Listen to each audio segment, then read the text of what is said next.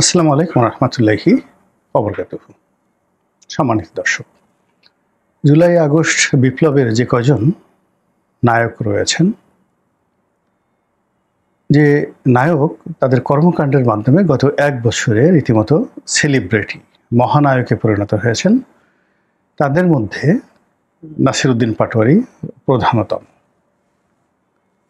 ব্যক্তিগতভাবে নাসিরউদ্দিন পাটোয়ারিকে আমার ভালো লাগে, তার স্ট্রেট ফরওয়ার্ড কথাবার্তা এবং যাকে বলে তার স্টাইল, তার কূটনীতি, তার দক্ষতা, তার সাহস, তার শক্তি সবই আমার ভালো লাগে এবং অন্তর থেকে বলছি। আরও সার্জিসকেও ভালো লাগে, হাসনাত আবদুল্লাহকে খুবই ভালো লাগে, তার বিনয়, তার ইন্টেলিজেন্স সব কিছুই তার ভালো লাগে। এবং অবাক করার ব্যাপার হলো যে যত কিছুই বলুক না কেন, এই জুলাই আগস্ট বিপ্লবের মাধ্যমে আমরা যে কয়জন লোক পেয়েছি, যেমন ধরুন নাসিরউদ্দিন পাটোয়ারি, তারপর আক্তার, এরপর সার্জিস, এরপরে নাহিদ, এরপরে যাকে বলা হয় তাসনিম জারা, এরকম অনেক, মানে আপনি যদি এদের লেখাপড়ার কথা চিন্তা করেন,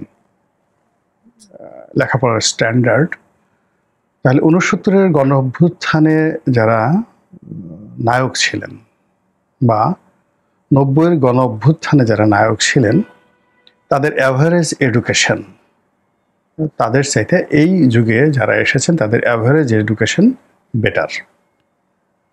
এক।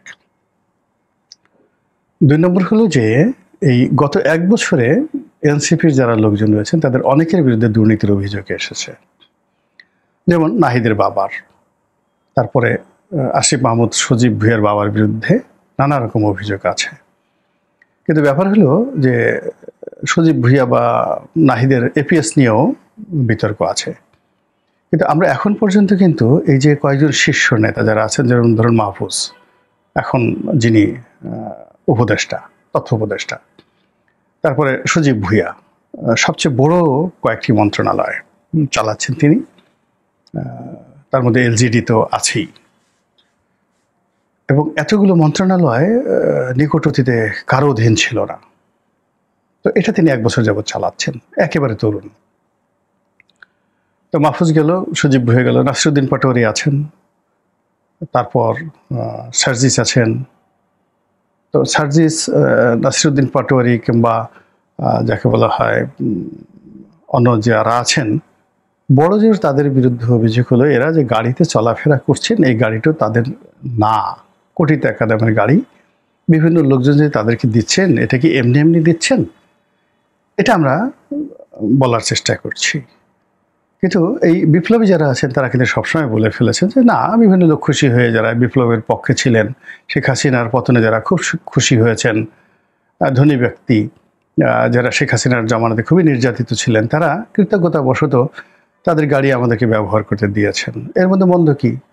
এবং ঘটনা আমি ঠিকই তো, যদি আমার কাছে আমার যদি এদের সঙ্গে পরিচয় থাকতো এবং এদের সাথে যদি আমি সম্পৃক্ত থাকতাম, তাহলে আমি এদেরকে একটা গাড়ি দিতাম, আমার বৈধ গাড়ি, অসুবিধা রেখে। আমি শেখ হাসিনার দ্বারা ক্ষতিগ্রস্ত যদি হয়ে থাকি, তার দ্বারা যদি নির্যাতিত নিষ্পীড়িত হয়ে থাকি, আমার শত কোটি টাকার যদি ব্যবসা থাকে, আমার যদি 10টা গাড়ি থাকে, একটা গাড়ি এই বিপ্লবীদেরকে আমি ব্যবহার করতে দিলাম, বা তাদের যে কোনো একটা কাজে আমি 10 লাখ টাকা দিলাম, 2 লাখ টাকা দিলাম, মনের আনন্দ, এটা দেয়, সবাই দেয়, অসুবিধাটা কি বলেন তো? এই যে এত এমপিরা নির্বাচন করে, তারা যে কোটি কোটি টাকা খরচ করে, তারা বিরাট অংশ তো মানুষ ডোনেট করে রাজনীতিতে, এটা তো ইউজুয়াল ঘটনা। তো এত কিছু করার পরেও দেখা যাচ্ছে যে এদের ব্যক্তিগত দুর্নীতি, তারপর এদের ব্যক্তিগত ভোগবিলাস, এটা নিয়ে কিন্তু এখনো পর্যন্ত ওইরকম রিমার্কেবল অভিযোগ নেই। আমি তো সেই এরশাদ বিরোধী আন্দোলনের একজন একেবারে প্রথম সারির কর্মী ছিলাম রাজপথে। তো যারা সেই এরশাদের পতনের পর র্যাংসে, ব্যাক্সিম কোর্টে এরশাদের মন্ত্রী মিনিস্টারদের বাড়িতে গিয়ে ওই জমানাতে যে দুর্নীতি অনিয়ম করেছেন, যে ওই আমাদের লাখ টাকা মানে এখন কোটি কোটি টাকা, তারা সেই টাকা নিয়েছেন, এবং তারা বাংলাদেশের এখন সবাই চিহ্নিত দুর্নীতিবাজ। মানে বাংলাদেশের রাজনীতির অঙ্গনে যারা টিকে আছেন ওই সময়টাতে, যারা হারিয়ে গেছেন, তারাও দুর্নীতিবাজ হিসেবে দুর্নীতি করতে করতে একদম গহ্বরে চলে গেছেন। এই ঢাকা শহরের সবচেয়ে বড় মদখোর, বড় সন্ত্রাসী, বড় ব্যর্থ, ডিরিল বলতে যে বোঝায়, এদের অনেককেই খুঁজে পাবেন। সেই 90-এর গণ অভ্যুত্থানের যারা নায়ক ছিলেন, সেই নায়কের মধ্যে একজন লোক আপনি দেখান তো যে 100% অনেস্ট, কোনো বিতর্ক নেই, ভালো আছে এবং রাজনৈতিকভাবে স্টাবলিশড হয়েছে, দলের ভিতরে দলের বাইরে, দেখাতে পারবেন না। সবগুলোর মধ্যেই কেউ ব্রিফকেস পার্টি, কেউ 2 নম্বর পার্টি, মানে যত রকম অভিযোগ আছে, নিজের ঘরে তারা অপমানিত লাঞ্ছিত, ঘরের বাইরে তারা অসম্মানিত, পার্টিতে তারা বহিষ্কৃত, নানা রকম দুর্ভোগ দুর্দশা। এবং ওই কাজগুলো তারা করেছেন 1 সপ্তাহের মধ্যে, এই অপকর্মগুলো করেছেন 1 সপ্তাহের মধ্যে। ফলে কি হলো, আমরা তো অতীতকে মনে করি না। তো সেই দিক থেকে যদি আপনি বর্তমান যারা আছেন, তো বর্তমানে যারা আছেন তারা 1 সপ্তাহের মধ্যে, 1 মাসের মধ্যে আজ পর্যন্ত এভাবে নিজে পার্সোনালি 1 কোটি টাকা ঘুষ নিয়েছেন, দুর্নীতি নিয়েছেন, দুর্নীতি করেছেন। এই জিনিসগুলো নিয়ে কয়জনের কাছে প্রমাণ আছে? কথা অনেকে বলতে পারেন যে ঠিক আছে, রূপায়ণ টাওয়ারে তারা এত বড় অফিস পেল কোথায়? আরে বাবা, এটা তো সত্য কথা, তারা কিংস পার্টি করছে। এখানে ডিজিএফআই টাকা দিয়েছে, এখানে এনএসআই টাকা দিয়েছে, ডক্টর মোহাম্মদ ইউনূসের টাকা দিয়েছে, আমেরিকা যদি কোনো ফান্ড থাকে তারা টাকা দিয়েছে। এটা কে কে না দেয়? এটা আওয়ামী লীগকে দিয়েছে। আওয়ামী লীগ যখন 86 সনের নির্বাচন আওয়ামী লীগ হলো, আওয়ামী লীগকে কি এরশাদ টাকা দেয় নাই? বলেন তো, আওয়ামী লীগকে টাকা দেয় নাই? বিএনপি বড় বড় কথা বলে, এরশাদ সাহেবকে বিএনপির বেগম খালেদা জিয়াকে 2টা বাড়ি দেয়নি? ক্যান্টনমেন্টের মধ্যে অত বড় একটা বাড়ি, গুলশানে এত বড় একটা বাড়ি, সেটা কি উনি নেননি? বলেন তো ঘটনাটা। তো এইগুলো তো রাজনীতিতে অ্যাভেলেবল, এগুলো হয়ে থাকে, সব জায়গায় হয়ে থাকে। আচ্ছা, মোর্শেদ খান কি বিএনপিকে টাকা দেন না? দেননি। আব্দুল আল মিন্টু কি বিএনপিকে টাকা দেয় না? কারা না দেয় টাকা বলেন তো? তো এটা রাজনীতিতে হয়ে যায়। তাই আপনি কেন বিএনপি, আওয়ামী লীগ, জামাতের টাকা কে না দেয়? জামাতের প্রত্যেকটা লোক জামাতকে টাকা দেয়। তো সেক্ষেত্রে আপনি কেন বারবার শুধু এই নাসিরুদ্দিন পাটোয়ারি, এনসিপি যারা যারা আপনাকে 15 বছরের একটা জায়গা থেকে তারা বের হলো, সে মানে বের করলো, এখন আপনি তাদেরকে সবাই গুতাচ্ছেন? তো গুতানোর কারণে কি হচ্ছে, এই নিয়ামত আল্লাহ উঠে নিয়ে যাবে। যখন এরকম একটা ঘটনা অকৃতজ্ঞ জাতি হয়, সেই অকৃতজ্ঞ জাতির উপর থেকে আল্লাহ নিয়ামত উঠিয়ে নিয়ে যায়। তো যা হোক, নিয়ে এই সার্জিস, হাসনাত আবদুল্লাহ, তারপরে নাসিরুদ্দিন পাটোয়ারি, নাসির, তারপরে এই যে মেয়েটা আমাদের যেটা রয়েছে, ওই যে ডাক্তার মেয়েটা, তো ওনারা যেটা করলেন সেটা হলো এই জুলাই আগস্ট বিপ্লবের সময়টিতে যখন ডক্টর মোহাম্মদ ইউনূস সন্দেহ করা হলো, তিনি বিএনপির সঙ্গে একটা সমঝোতা করেছেন, নেগোসিয়েশন করেছেন। তো এই সময়টাতে তারা অভিমান করে কক্সবাজারে চলে গেল সবাই, এবং সেখানে গিয়ে তারা প্রথমে বলল যে আমরা বেড়াতে আসছি। তারপরে সেখানে বেশি অভিযোগ আসলো যে পিটার ডি হাসের সঙ্গে তারা দেখা করেছেন। এটা নিয়ে নানা রকম বিতর্ক তৈরি হলো, এবং অবস্থার দৃষ্টি মনে হচ্ছিল যে এরা বোধহয় রাজনীতিতে দাঁড়াতে পারবে না, ঘুরে দাঁড়াতে পারবে না। তো যাই হোক, তারা আবার ঢাকাতে চলে এসছে। ঢাকাতে চলে এসে তারা এখন যিনি বর্তমান মার্কিন রাষ্ট্রদূত রয়েছেন তার সঙ্গে দেখা করেছেন। দেখা করার পর আবার তারা সেই আগের মতো বিপ্লবী কথাবার্তা বলা শুরু করেছেন। সেই কথার মধ্যে 1 নম্বর কথা হলো যেটা নাসিরুদ্দিন পাটোয়ারি বলেছেন যে ফেব্রুয়ারি মাসে নির্বাচন হবে না। এখানে কোনো মানে ওরকম না, হতে দেব না, বাধা দেব, ইত্যাদি ইত্যাদি। মানে একটা অথরিটি নিয়ে, অ্যাজ ইট ইজ, যে তারা বিপ্লবের অধিকর্তা, চে গুয়েভারা, তারা একটা বিপ্লবী রাষ্ট্রের প্রেসিডেন্ট বা প্রধান নেতা, জাস্ট লাইক ইয়াসির আরাফাত আর ফিদেল ক্যাস্ট্রো। তো সেই অনুযায়ী নাসিরুদ্দিন পাটোয়ারি অত্যন্ত দৃঢ়তার সঙ্গে একেবারে ধীর স্থিরভাবে বলেছেন যে হবে না, ফেব্রুয়ারি মাসে নির্বাচন হবে না। এরপরে তিনি কেন হবে না, কি হবে না, সেটাই ব্যাখ্যা দিয়েছেন। কিন্তু কিভাবে হবে না, কোন অথরিটি হবে না এটা বলেনি। তিনি অথরিটি নিয়ে বলেছেন হবে না। তার এই যে দৃঢ়তা, এটা আমার ভালো লাগছে। এই দৃঢ়তা এখন জামাতের আমিরের নেই, এই দৃঢ়তা এখন তারেক রহমান সাহেবের নেই, কারোর নেই, শেখ হাসিনারও নেই। সবাই প্যান প্যান মিনমিন যে জিনিসগুলো আছে, সেই তুলনায় নাসিরুদ্দিন পাটোয়ারি খুব স্ট্রেট ওয়েতে বলেছেন। অথবা ধরেন হাসনাত, তিনি সেখানে গিয়ে ভালো মন্দ সমালোচনা করে, কিন্তু কিন্তু বাপের বেটা, পুলিশ মানে সারা বাংলাদেশ তাকে নিষেধ করেছে, ইচ অ্যান্ড এভরিবডি। সে বলছে মরে যাবো, লাশ হবো, কিন্তু সে টুঙ্গিপাড়া মানে গোপালগঞ্জ গেছে, এবং সেখানে গিয়ে বঙ্গবন্ধু শেখ মুজিবুরকে গালাগালি করে আসছে। এবং এটা বীরত্বের লক্ষণ। আপনি যত নিন্দা করেন না কেন, যুদ্ধের ময়দানে এরকমই, বেয়াদব ছাড়া রাজনীতি করা যায় না। বেয়াদব হতে হয়, একটা থাপ্পড় দিলে আরেকটা থাপ্পড় দিতে হয়। এবং রাজনীতিতে নর্মাল হলো একটা হাত থাকবে আপনার পশ্চাৎ দেশে, যেন কেউ পিছন দিক থেকে আপনার ঢুকে দিতে না পারে, আর আরেকটা হাত থাকবে সামনে। কথা বলার চেষ্টা করে চড়াই 32টা দাঁত খুলে দিতে হবে। তো এরকম শক্তিমত্তা যাদের আছে তারাই রাজনীতিতে শাইন করতে পারে। এবং এই রাজনীতির ক্ষমতা টিকে রাখার জন্য নিষ্ঠুরতা। বঙ্গবন্ধু নেতা হয়েছেন, অনেক বড় নেতা হয়েছেন। এই হাসনাত, সার্জিস, আবদুল্লাহ যারা আছেন, হাসনাত আবদুল্লাহ, সার্জিস, নাসিরউদ্দিন পাটোয়ারি, এরা এখন যেই কাজ করছে এর সাথে বড় বেশি বেয়াদবি করে বঙ্গবন্ধু কিন্তু নেতা হয়েছেন, এমনি এমনি হয়নি।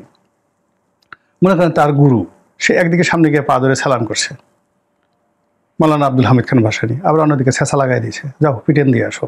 এমন পিটান, সেই পিটনির স্টেটে মনে করেন যে তারা সম্মেলন করতেছিল, সে কাকমারি সম্মেলন করছে, ঢাকাতে যে আলাদা একটা সম্মেলন করতেছিল একটা সিনেমা হলে, ভয়ের সেটা আওয়ামী গুন্ডাদের ভয়ের সেটা সব চেয়ারের তলে পালাইছে। পাকিস্তান থেকে খুব, যাকে সীমান্ত গান্ধী বলা হতো, তো তাকে আনা হয়েছিল। সেই ভদ্রলোক চেয়ারের মানে সিনেমা হলের সেই চেয়ারের নিচে পালাতে বাধ্য হয়েছে। এবং সেইভাবে কিন্তু বঙ্গবন্ধু শেখ মুজিবুর রহমান একজন বঙ্গবন্ধু হয়েছেন, জাতির পিতা হয়েছেন, ন্যাশনাল লিডার হয়েছেন। কিন্তু তার আগে তাকে ওই হাসনাত হইতে হয়েছে, নাসিরউদ্দিন পাটোয়ারির মতো বেয়াদবি করতে হয়েছে। ওই যে পিনাকি বলে না যে সরওয়ার্দির বডিগার্ড, আসলেও তো তিনি না হলে সরওয়ার্দি বাংলাদেশের রাজনীতি 1 মিনিট করতে পারতেন না। সরওয়ার্দিকে তিনি প্রোটেক্ট দিয়েছেন, জীবন দিয়ে সরওয়ার্দির শরীরকে রক্ষা করেছেন। শরীরকে রক্ষা করে সরওয়ার্দিকে আবার সময় মতো জায়গা মতো ঘুরাইয়া তাকে একটা এমন আঘাত করেছেন যে সরওয়ার্দি হার্ট অ্যাটাক করেছে, টু শব্দ করতে পারেনি বঙ্গবন্ধুর সঙ্গে, সে বৈরুতে গিয়ে মনের দুঃখে মারা গেছে। দিস ইজ রাজনীতি। এই রাজনীতিতে ছাড়াছাড়ি নাই। তো সেটা করেছেন, কিন্তু সেই বঙ্গবন্ধু তার যে নেতৃত্বের 71 সন পর্যন্ত, নেতৃত্বের আগ পর্যন্ত সে যে দৃঢ়তা দেখাতে পেরেছে, ওটা যদি সে দেশে আসার পর দেখাতে পারতো, তখন সে জাতির পিতা হয়ে গেছে। এই ডক্টর মোহাম্মদ ইউনূসের মতো। ডক্টর মোহাম্মদ ইউনূস যেভাবে গ্রামীণ ব্যাংক চালিয়েছে, যেভাবে নিষ্ঠুরতা দিয়ে সে তার সমস্ত প্রতিদ্বন্দ্বীকে ভ্যানিশ করে দিয়েছে, তার গ্রামীণ ব্যাংক, গ্রামীণ ফোন, তার গ্রামীণ টেলিকমিউনিকেশন, যারা তার সঙ্গে একটু তেড়াবেড়া করার চেষ্টা করেছে সবগুলাকে বাবার নাম সে ভুলিয়ে দিয়েছে।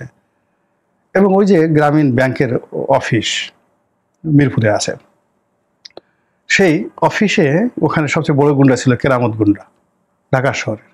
সেই কেরামত গুন্ডার সাথে যখন তার গন্ডগোল লাগলো ডক্টর মোহাম্মদ ইউনূসের, সে তখন কেরামত গুন্ডারে কিছু করেনি। কিন্তু যখন 1991 সনে যখন সে ক্ষমতা এলো, সেই কেরামত গুন্ডারে এমনভাবে ডলা দিছে, 5 বছর সে কেরামত গুন্ডা জেলে ছিল, আর বের হয়ে তার গুন্ডাগিরি সব গেছে। এইগুলো ডক্টর মোহাম্মদ ইউনূস। কিন্তু উনি কি করলেন, এখন বুড়া বয়সে ক্ষমতায় এসে উনি একজন বঙ্গবন্ধু হওয়ার চেষ্টা করছেন।